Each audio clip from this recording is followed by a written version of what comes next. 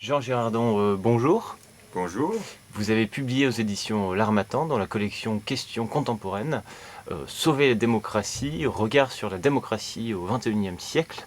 Alors pouvez-vous tout d'abord nous présenter cet ouvrage, s'il vous plaît? Bien, cet ouvrage, il naît d'un constat. Notre démocratie, aujourd'hui, elle est malade. Ce qu'on constate, c'est que de moins en moins de gens votent dans les démocraties modernes, et c'est quand même inquiétant.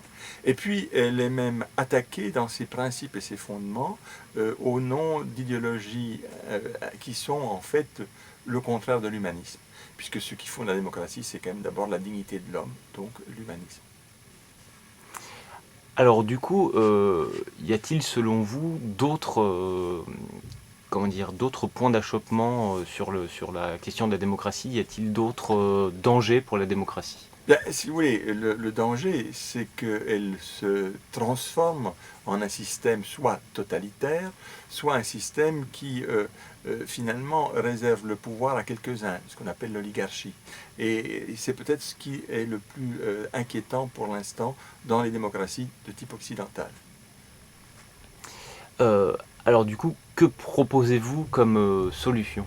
Bien, si vous voulez, d'abord regardez où elle fonctionne le mieux. Et il me semble que c'est en Suisse, avec toutes les particularités que ce petit pays a, mais c'est quand même un modèle qu'on devrait examiner, même si on ne peut pas transposer complètement ce qui s'y fait. Ce que je propose, c'est d'abord de dire que la démocratie, elle se joue à deux niveaux. Aux deux niveaux du pouvoir essentiel aujourd'hui, le niveau du pouvoir souverain et le niveau du pouvoir local. Et pour chacun de ces niveaux, le remède est peut-être un peu différent. Au niveau du pouvoir souverain, c'est au niveau de l'État, je pense qu'il ne faut pas rêver à une chimère qui serait la démocratie directe.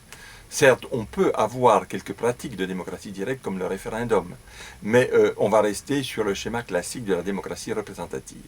Or, celle-ci est aujourd'hui en crise, tout simplement parce que les élus se comportent davantage en propriétaires de leurs fonctions qu'en représentants du peuple. Et c'est un petit peu ce qu'il faut retrouver parce qu'on a un espèce de parasitage de la démocratie par certains élus, pas de tous. Vous savez, dans un pays comme la France, il y a plus de 500 000 élus. Mais le parasitage est le fait en fait de ceux qui vivent de la politique. Et là est le problème. Parce que ceux qui vivent de la politique, qui n'ont pas le, qui ont qui sont en constante opposition entre leur intérêt personnel et l'intérêt général. L'intérêt personnel, c'est de continuer d'être élu le plus possible pour qu'ils puissent continuer de vivre.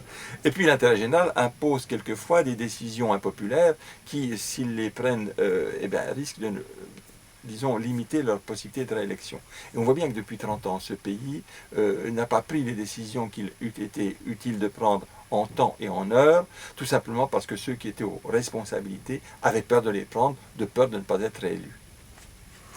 Alors, c'est un essai qui peut sembler assez spécialiste au premier regard. À qui destinez-vous ce livre? Plutôt aux politologues, plutôt aux étudiants, ou à tous les Oh, citoyens? à tous les citoyens, car je pense que sauver la démocratie, c'est pas l'affaire de quelques-uns, c'est l'affaire de tous.